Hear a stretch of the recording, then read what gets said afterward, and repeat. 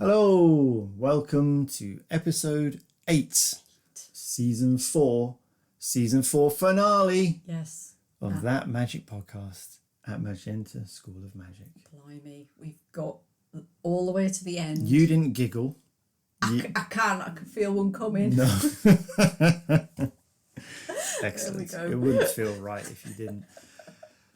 Yes, it's season finale time, and we're going to talk today about self-esteem in magical practice and in general, not self-esteem, the wonderful music act who I adore, but self-esteem in magic, and how magic is or isn't addictive. I think we might get into that a little bit. Yeah, okay. Pop culture portrayal of magical addiction or not.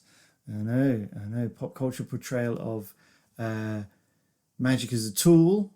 Right. Or not. Yes. Rituals. Yep. Rituals you might not realise are even rituals. Magic you might not even realise is magic. I better write some of this down. And then I think we may even have an exciting announcement at the end. So if you don't listen to any of the podcast... Make sure you listen to the end bit. Okay. It made me embarrassed. No, it's good. It's very, very good. So, yeah. For the last time this season, cue music.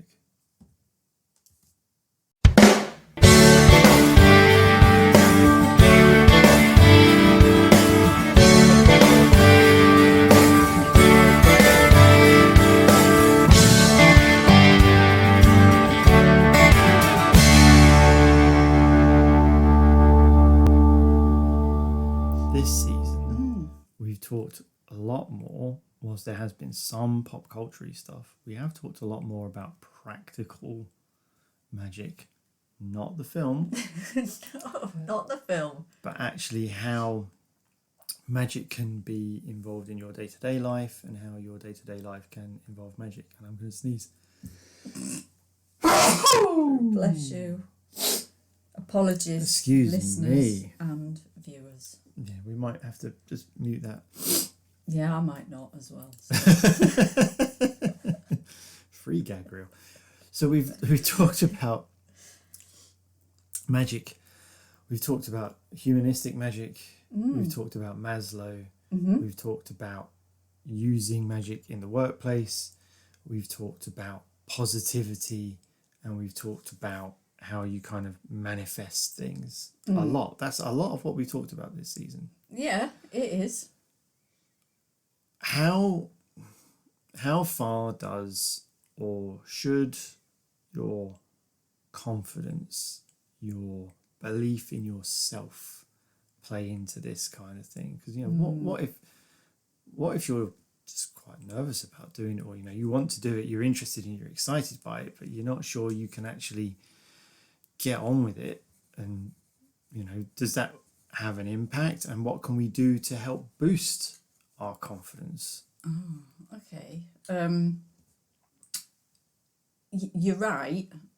The ability to believe that what you're doing will work is very important, and we've probably talked about that in a lot more detail in the one about the psychology of magic. So if people want to go back and listen to that, they can. Certainly, the way I see it is that for you to manifest what you want, you've got to have the ability to visualize it and work through any of that nervousness that you might have. So that's important, and I say that because it's almost counterintuitive, but a lot of people are in fact afraid of success. Yeah. Like they get that success fear. The confidence and the nervousness can come from that place inside you. If you, I don't know, for example, want a promotion at work, you might want to practice magic in order to be more successful in the workplace, or to manifest opportunities in the workplace for you to go for. But there may be some issue there that blocks you. You might have that inner nervousness around, well, what happens if I get this job? Yeah. I'll be more responsible. I'll be looked upon as the oracle of all the answers, and that's scary. That is. But also, I imagine there could be a nervousness around having to rely on magic. Once you get there, keep doing it. Or at least that's from my limited experience of pop culture. That's something you do get. Like chasing the magical dragon sort of thing. Without it, I've only got this achievement because of the magic I did or whatever. That's interesting. I've got to keep going with it to maintain my position. Because I don't have the confidence in myself, I don't recognise that I could have done this, or that actually the magic is aiding me and what I already have. You lean on it a bit too much. Yeah. So Willow, for example, she is a character in Buffy the Vampire Slayer. So I'm going to hand over to you as the pop culture guy to say how that connects. Are you worried about being addicted to magic? Well, it's not. Yeah, there's an element of that, but it was more. So Willow does become addicted to magic in Buffy, and she uses it for everything. It kind of becomes a crutch that she leans on. She uses it for stuff she doesn't need to use it for because this is pop culture. This is TV magic. Yeah, so it's always instant, right? I've waved my fingers and the lights have turned off, or the curtains are drawn, or whatever. Little crazy All stuff. Without the power of Alexa. Exactly. This was the 90s. This was the 90s. Where I was coming at it was more from a, and Willow wasn't the best example, to be fair. Okay. But it's more like you use magic to help you with something, like a project or something like that at work, or like you said, like a promotion. But because of your confidence or your low self-esteem, you don't recognise the part you as the individual have played in getting it, and you see it as only being the magic, and then you kind of lean on it. I have to keep doing this, otherwise they'll find me out, that sort of thing, Oh God, yeah. Because self-esteem is part of Maslow. Yeah, you're right. So it's a kind of how it's possibly not a fair question, because I know there are ways to spellcast to help your self-esteem, but then that feels like a bit of a vicious circle with the example I'm giving. Okay, so that's quite a lot to unpack. Yeah, sorry. That's all right. That's why I'm here. Okay, so I'm going to park Willow on right. She's over there now in my head. Remind me to go and get her because I will forget. Okay. Right. She wasn't the best example, but okay. Okay. So Willow's over there for a hot minute. Right. So is self-esteem in Maslow's hierarchy of needs. So for those that don't know who this Maslow dude is, he's a humanistic psychologist from back in the day, like the 1940s, 50s. And we do talk about him a lot. Yeah, we've got a whole episode on the one about humanistic magic. So we do talk about a few other people in that episode and kind of why they're important to us here at Magenta School of Magic. But Maslow's hierarchy of needs talks about human beings have esteem needs. We have to feel that we belong to the group. We have to feel that we have certain abilities within ourselves in order to contribute to the group, and that's really important in human evolution. I think we're kind of moving more towards a group collective. Like, we can see the benefit of living in communities and such, so we get away from the me versus you. And as The Good Place explains, we're now in this us versus them horrible bit, but we will get there as a species. I'm sure humans will evolve so that we can see the benefit of being more collaborative with each other than we are. But certainly Maslow recognised it. Having a group that you connect to and belong is really important to your own personal development on the journey through the hierarchy. Now, Maslow was very much of the belief that you go through the levels, you like graduate through the levels. That might be over the period of your whole life, but equally it might just be through the period of that situation. So you might get a bit of a bump in your ability to connect to a group, maybe when you first join a team, or you might have self-doubt and negative self-talk all through your life.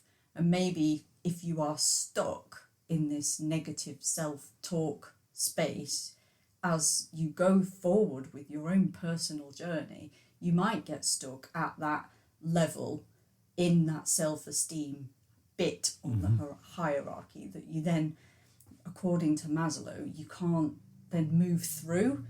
And after self-esteem on Maslow is about helping other people, becoming wise, expanding your knowledge, contributing more to the external than worrying about yourself in the group and how the group sees you. You sort of, I don't know, air quotes, rise above it sort of thing.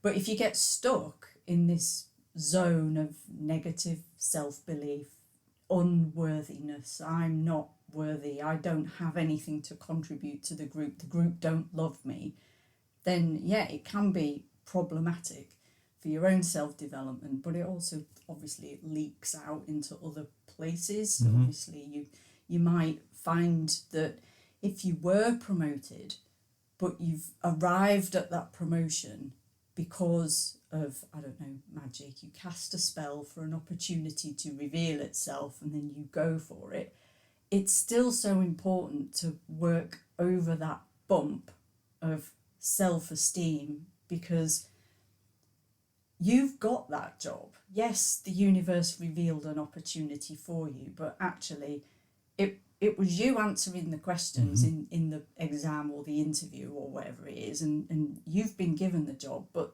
so is there still work there around, what's that phrase, imposter syndrome, in order for you to move forward fully? And it's almost self-esteem and acceptance by the group has to start by accepting yourself, warts and all. Does that make sense? Yeah, it does make sense. I think it's something that's probably easier said than done for an awful lot of people. And imposter syndrome exists and is very real for people that are incredibly successful that still don't necessarily think they deserve it or whatever. So appreciating that this kind of contradicts a little bit about where I started this question from, but can magic help with that? Yes, it can. And I'm just going to go get Willow for a minute, because Sure. I remember I left her over there in my brain. She's hanging around, pining for Tara. Here she comes. So when we watch Buffy the Vampire Slayer and we see Willow spiralling downwards into this, I can't contribute to the group without all of this other stuff. And I don't know that Buffy the Vampire Slayer as a franchise or a story or whatever really explores why or where that comes from Willow. I mean, obviously her backstory is all about being bullied and all the rest of it, so they could have made more about why is she spiraling and why does she need magic as a crutch to prove herself to the group at that particular moment in time. Bearing in mind it is just a made-up story, and they need these narrative constructs to drive the couple apart, for example. Yeah. But they do, I was just thinking, they do that a reasonable amount. Now, I'm not suggesting it's lazy writing, they're just going back to the same, but more that they are quite good, because I think throughout the series, each character at least has a moment of doubt, of questioning what do they bring to the table, or without X, what can I do? Like Xander, for example, he doesn't have magical powers. He's not a wizard.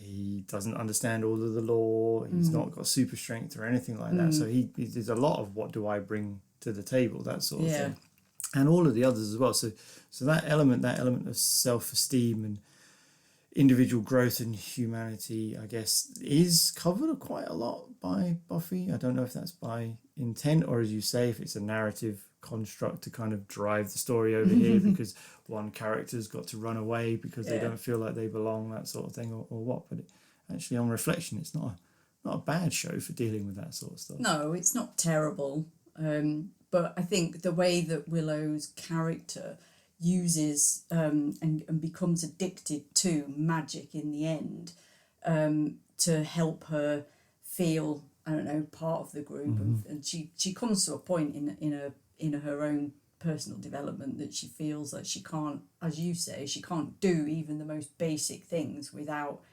casting a spell for it. And I can't remember why I was talking about Willow now, because I didn't write it down. Imposter syndrome, feeling part of the group, that sort of thing. That's why we went and got her back. Anyway, sorry, my thought has gone. I distracted you. It's okay. Distracted you with talk of Xander. But I think I wouldn't want people to feel that if they use magic that they're gonna become addicted to it. And I think we've talked before in the one about using magic for personal gain, that it's characters like Willow that teach us that you ought not to do this, because this is the spiral, this is where you will end up. You'll end up being addicted to magic. And I don't know, maybe you can be. I can't understand why that would be harmful, particularly because obviously the way it's portrayed in Hollywood, the casting of spells and how they show up in TV shows is very different to casting of spells and how they show up in our reality, the real world, as it were. That's true. I suppose it is. This is just, like I said, it's just that crutch that because of that point at which you are on Maslow, that you can't graduate through, you can't get into the self-esteem thing. Does it become the crutch on which you lean, that I need to do a spell for this, or I need to consult the cards, or whereas actually there are things you can do without that sort of thing. But I think going back to the question I asked, which might be why you started talking about Willow. Okay, that would be good. Remind me. Magick's ability to help with your self-esteem, and so whether is there a way we can use magic to do that, acknowledging the fact that it's potentially spirally, or not spirally, it's that catch-22, that circle, isn't it? It's like I need to do something magical to help me with my self-esteem, but because I have low self-esteem, I rely on the magic. I don't know.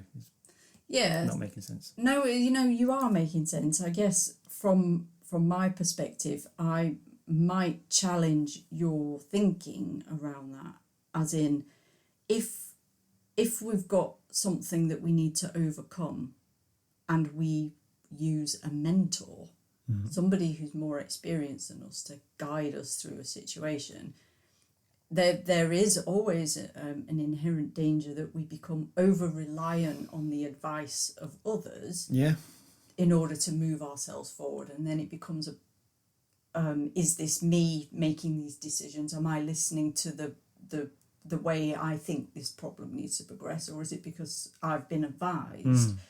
And I see magic being more of a tool like that. It's a guide, it's a way to move through a problem, rather than this magic device or these tarot cards have solved the problem for me. But I can certainly see why people who are perhaps lacking in self-belief or that negative self-talk would see it as somehow separate to them, like a mentor is separate and they come with all of these ideas that are amazing and you could never have thought of those ideas, but you could. You could have, absolutely. It might have taken you a bit longer. And I see magic as being an accelerator. You can visualize a solution. That's part of magic, is the ability to visualize the outcome. And it's not like it is in Hollywood with Willow with, well, I'll just set fire to this herb and then all of my problems have disappeared. No. She doesn't do any visualization to find her way through the problem. No, that's true. But it is like Hollywood and pop culture in that that is a fairly well-worn trope, isn't it? Is it like one of the classic stories or whatever, the understanding what's within you and that you have the capacity to do this yourself. You don't need to lean on other people all the time, and yes, you've got tools around you, but actually it's still coming from within you. You might use this to do X to do Y or whatever, but actually it's you that's doing it. So that is quite common in pop culture, isn't it? The hero's journey, or maybe it's a different one. So with Magick's ability to help your self-esteem, yes, I see it as being a tool that you can use, whether you are using a cauldron with stuff and things in it, or you're saying incantations, or you're aligning to the planets, or whatever your art form of choice or your philosophy of choice. That's still you workshopping the problem, in my opinion. But so Magick to help you build your self-esteem, you can cast spells for, I want to move through this particular issue. You could use tarot cards for reflecting back what are the issues I'm not seeing, for example. And you can, so through the Magick School, there's a lot of guided meditations that we align to specific, hierarchical positions in the Maslow's hierarchy, if you see what I mean. And a lot of the guided meditations that we release are moments where people can just reflect for 10-20 minutes about any blocks that they're experiencing.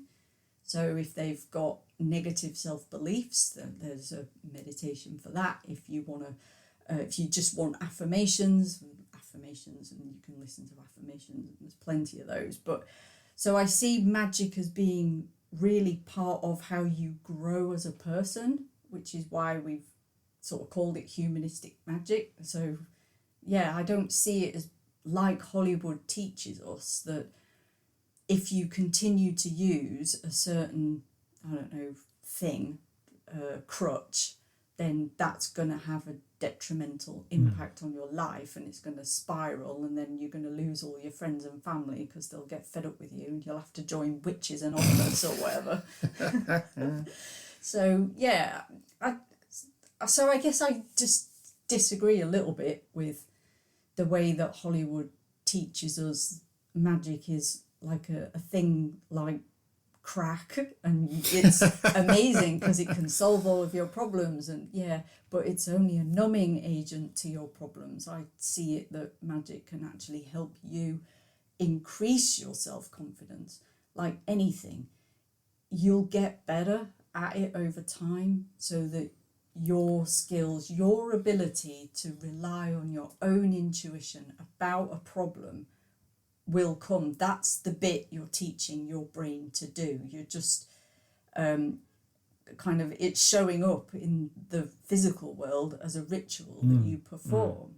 But your ability to learn how to problem solve for yourself will grow, because that's what mentors do. They teach you the basics of how to spot a solution, and you just do that for yourself. Does that make sense? Yeah, it does. No, it does. Although I feel compelled to defend Hollywood slightly, being that that's what I bring. In that, I think, as I said, with the story, with the narrative trope around the character development, I don't think it's ever, it's not necessarily portrayed as you do magic all the time, you're an addict, it's bad. It's you are relying on it too much. You don't need to, that sort of thing. And it's mostly used as a way to say, it's you're the thing that's important, not the magic, not the whatever else you're leaning on. Yeah. That sort of thing. I remember, excuse me, many years ago, when I was just a boy, God, back Just in the a last boy. century. Yeah. When we lived in black and white. There was we were on holiday somewhere, a family, and there was an arcade game, a Star Wars arcade game. Right. And you'd be flying down the Death Star trench and stuff like that. And I insisted, I can't remember how old I was, but I was not old. But in my head, I don't know why, I insisted that I needed to be chewing gum while I was playing it. And I was desperate to be chewing because that would make me better for some reason. Yeah. Obviously it didn't. That's stupid. It was me that was good or not at the game. But it's that kind of thing. And I think Hollywood talks about, you don't need the chewing gum. You can do this. You don't need the magic. It's not a case of magic is bad, chewing gum is bad. It's you don't actually need it. So I agree that the portrayal is not always positive, but it's, I think, as a narrative device to help character development and understanding of their own ability and importance, which I kind of guess is similar to the point you were making about how we should use magic in the real world. Is it is a tool. It is not the answer, and you are the most important component in it as an individual. Yeah, you're bang on. Cool. But Bye. so it's interesting you kind of separate your mini ritual of, in order for you to succeed at that game, that you needed an ingredient. Yeah, I was like, and that's not 6 maybe. And in your own head, you've probably compartmentalised that as, well, that isn't magic. And yet those little ritualistic actions, that happens in sport. Oh, right? yeah, superstition and that sort of stuff. And you go to, I put my shirt on last, or I'm like when I get out on the pitch, or I'm the last person in the team as we walk out, that sort of thing. Left foot first for my boot or whatever. Yeah, players and in sports, they all have this kind of stuff. Supporters have this kind of stuff. I wore this shirt, I wore these pants, and then they won, so I've got to wear them again. That sort of thing. And you get that that's a form of magic, though, right? Yeah, obviously. Because it is. Don't say it out loud to sports people, because they'll be like, oh no, I know, and I'm sure science people are all the same. They've got to line up their Bunsen burners in a certain order. But it's that kind of affirmation thing, isn't it? It's the positivity, it's the association of a ritual that this is going to go well. Yep. And like when I play football, I have a sort of ritual around, I drive the same way to get there. I eat a banana in the car on the way. I listen to the same songs, that sort of thing. And if I have a particularly good game, I will wear the same shirt the next week. I will wash it. I'm not an animal. Although some people wouldn't. So so all of that sort of stuff, And that is a form of magic. But you acknowledge that your little ritual, you're the what is it, the common denominator there. Yeah. That you couldn't get one of your football teammates to replicate your ritual and it worked for them. No, of course not. It's very individualistic, absolutely. But the thing is, and I think linking it to what we're talking about today, is that if you do it all, you have the positive associations. I've done the ritual. Now, I might still play rubbish. My team might still lose, but I've done my bits. Whereas if something doesn't quite work, you're not doing it right, I don't get a banana or something like that, then you start to worry because, it's not going to go well because I didn't do this sort of thing. It's missing. That component's missing. So there is that element of self-esteem and confidence that comes from, I've gone through my pre-match routine, everything's going to be fine. Oh, crap. I didn't bring my phone, I haven't got my playlist, or there were roadworks and I've had to go a different way. I don't think this is going to go so well. Your self-esteem drops down. Yeah. So when you've done everything right, according to your ritual, and you don't play well, does that have an impact? Because you've done the ritual and you've gone the right way and everything, and there wasn't anything on your side. But if it doesn't kind of manifest in the way you wanted, do you change your ritual? Do you just keep rinse and repeat? No, I think a lot of people would. I rinse and repeat. Yeah. I just stick to it. So I appreciate that it's not necessarily, as others would, the superstitions having an impact. But it's what I do. It's how I go through it. It's what I do before I go and play. And there are other contributing factors. So that are non-ritual based. I might not have eaten very much during the day, for example. So if I'm struggling to run around because I just don't have the energy, or the weather is really bad, or whatever, or the teams that we've got are massively uneven, that sort of thing, or one other player is just really annoying, or they're having a really bad game, that sort of thing. There's lots of stuff that, because it's a team sport, there's so many different moving parts.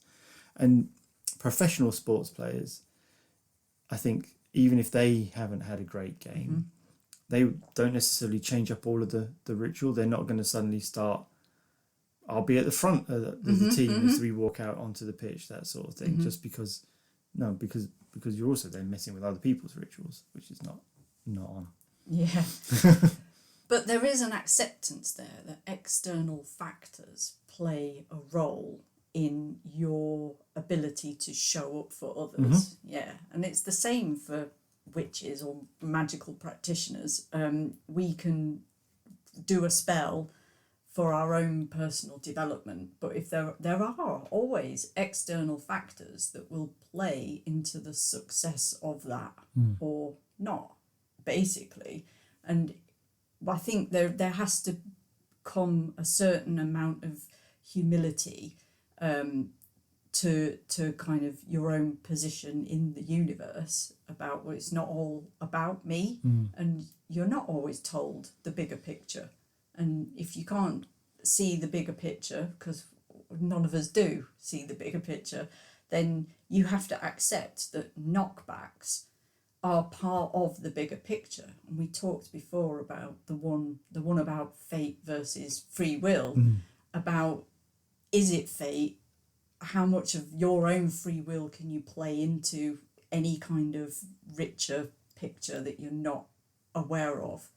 And it's only with hindsight that you appreciate that the where you are today, everything that you did or didn't do has got you to where you are today. Yeah. And whether that's fate or free will, I think that there's always a lot more going on than just you existing in the world. I mean, does that make sense? Yeah. I mean, yeah. I know you, we hang out, we do this podcast, and I don't look at you as some non-playable character that's like just featured extra. Exactly. You're not just a featured extra in the movie that is my life where I'm the star. Main character energy. Exactly. But when it comes to self-esteem, there are people that exist where you speak to them and you think, you're not even the main character in your movie. So that's not great. And Magick could really help you boost some of that confidence. Here are some spells, here are some techniques to help you accept that you can be the main character in your own existence. And not a lot of people feel that way, I guess. Yeah. So before we finish, because we have talked about Maslow a lot, and not just in this season, so it almost feels like Maslow's been the big bad of the whole thing. Wait, what? No. We've talked about self-esteem. Yeah. And we've talked about Maslow. So you just want to give a quick overview of how that fits, because we've talked about the other elements of Maslow and how Maslow works from a magical point of view. Yeah. Just in case someone hasn't listened to the one about humanistic magic, and I'm sure there's no one out there who hasn't listened to that yet. So humanistic magic is our philosophy. It's the framework for how we show up in the magic school, for the spells, the structure that we follow. It's not just bippity boppity boo for no reason. We're trying to help ourselves and help other people through the kind of the hierarchy towards something called self-actualization, which is another mirror to Carl Rogers when we were talking about Carl Rogers, the one about self-actualization, funnily enough. So because humanistic magic comes from these humanistic psychologists, we sort of mirror their framework. Now, we steal their work and then we apply it in a magical context. Change it around a little bit and say it's ours. Exactly. We apply it in a magical Can context. I copy your homework? Yeah, exactly. So that's what we've done. And basically it's because I wanted to give a framework, some structure, vocabulary, as it were, to the things that we're doing here. Mm-hmm. So when I talk about Maslow, and he's got his hierarchy, and his hierarchy starts at the bottom with basic needs. So for Maslow, for example, basic needs were always around food, shelter, water, that sort of thing. And obviously, as magical people, we obviously care about homelessness, food scarcity, cost of living crisis. Of course, we care about those things. And magic, we can use magic as a way of addressing that. We can use magic as a way of being grateful, so practicing gratitude for the things that we do have. Mm-hmm. But from a magical perspective, a basic need for magic is more around how grounded you are. Okay, so it's not a cat. The most basic fundamental need for magic is not just having a cat. You mean like a familiar? Yeah. No, it's not. It's not that. Well, it it's feels not, like it should be. It's not having a cauldron or a magic wand. Pointy hat. Because as we've said today, Green skin. You don't need any of that. You No. just need you. You are the conduit. You are the tool. I feel seen. So you're a tool. So basic needs in the magical hierarchy of needs is more around grounding. Right. Do you have a sense of position in the world and how you show up? And then you can build on that. You can build on that to move through belonging needs and improving your self-esteem. Mm-hmm. And then you can move through to, knowledge and cognitive needs, which is about expanding how wisdomous you are. Right through to other things like intuitive. So could your cognizant needs use a bit of polishing when it comes to listening to the inner knowledge that you have? And so a lot of what we do within the humanistic magic framework is spells and rituals, guided meditations, and a lot of articles around how that is for us. And as a framework, do others want to apply that? Because I know that when I was practicing, back in the day when we were black and white and ran very quickly, back in the day, the magic that I used to practice back then was aligned to this. Like, people always want love in their life. It doesn't have to be romantic love, but it can be love and acceptance. People always want to listen to their inner knowledge and find ways of improving how they can, air quotes, be more intuitive or be more psychic or whatever it is. So all I did was look at that from like the top down and think, actually, this feels a lot like Maslow to me. So all I did was copy what he'd already done. I credit the guy and then reframe magic as humanistic magic in that way. That's kind of how it is. So where you've got your Maslow basic needs, there'll be a spell, a guided meditation, a way of existing, things to be grateful for, affirmations. They're all sort of connected with each other.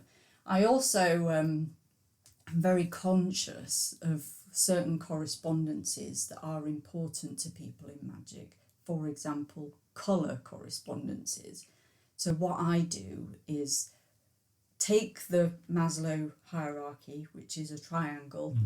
Most consultants in work have done this already, so I've not done anything that no one else has done. But you take the triangle and you colour it in. So you colour the layers in. And that's what I did. I coloured the layers, certain colours, to correspond to things like coloured candles.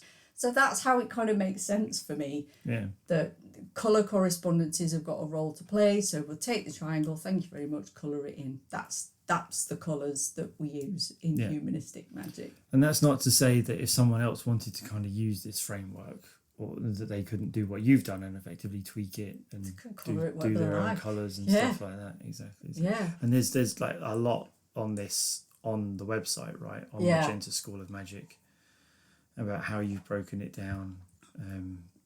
Humanistic magic aligned with Maslow, that sort of thing. Oh God, yeah, because it's all we do.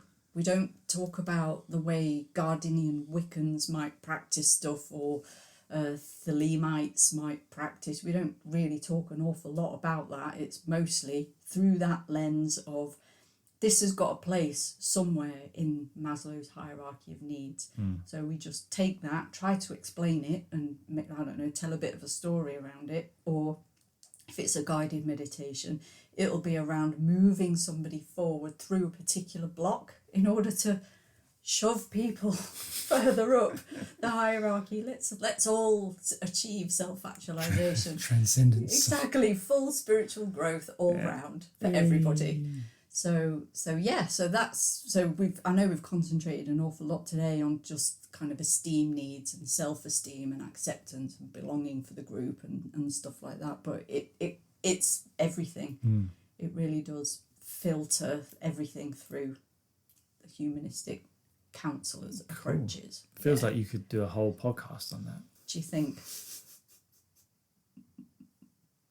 Yes, maybe. All right, cool. That's been really good. Thank you for explaining. You're very welcome. And I think that is our season. Yeah, that's the season. I very much liked how this season has felt a lot more interconnected than some of the others. I mean, with the exception probably about the one where I just rambled about songs. There's been a season arc this time, right? It's not just been Monster of the Week. Oh, look at us finally getting there. Never mind. Before we go, because we will obviously have a bit of a break before we do season 5. Yeah, season 5. Before we do season 5. So what go on with you in this next couple of months? What your plans? What you gonna do? Not a lot. Just put your feet up. Put my feet up. Gonna watch football. Gonna play football. What about you? What are you gonna do?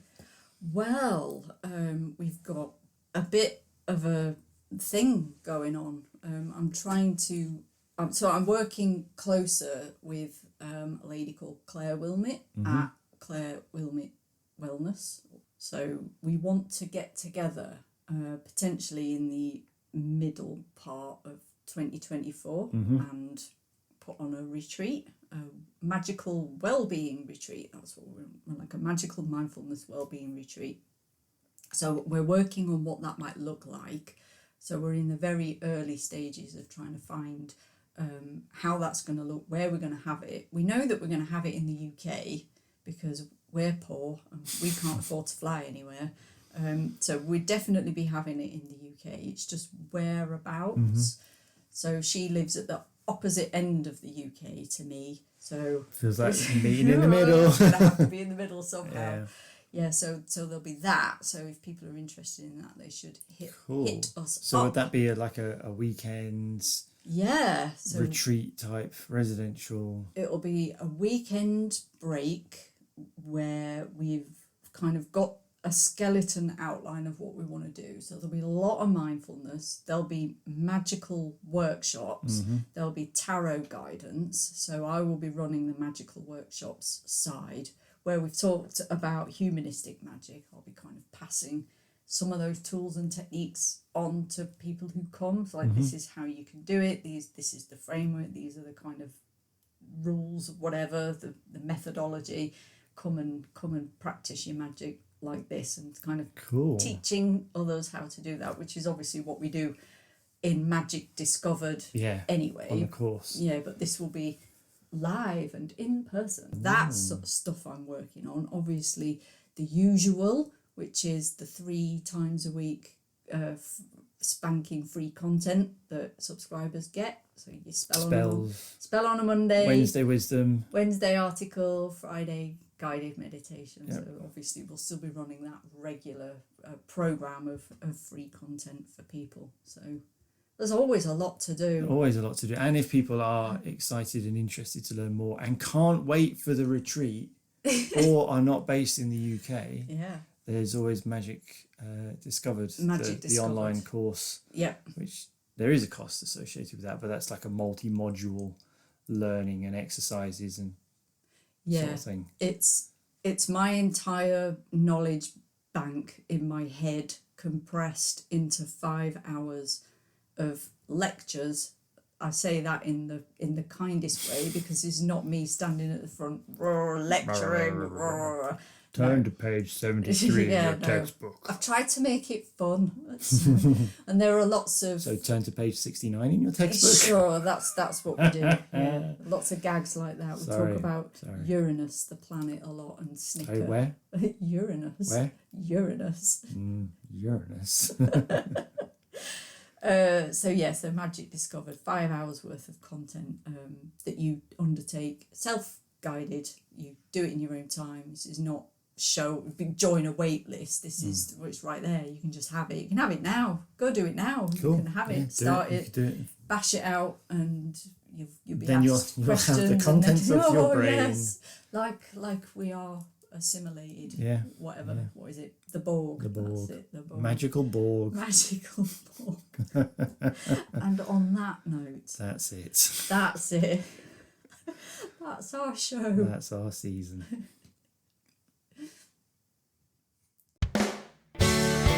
Subscribe to our website to receive free articles, downloadable spells, and guided meditations. Start your magical tuition today at magentaschoolofmagic.com.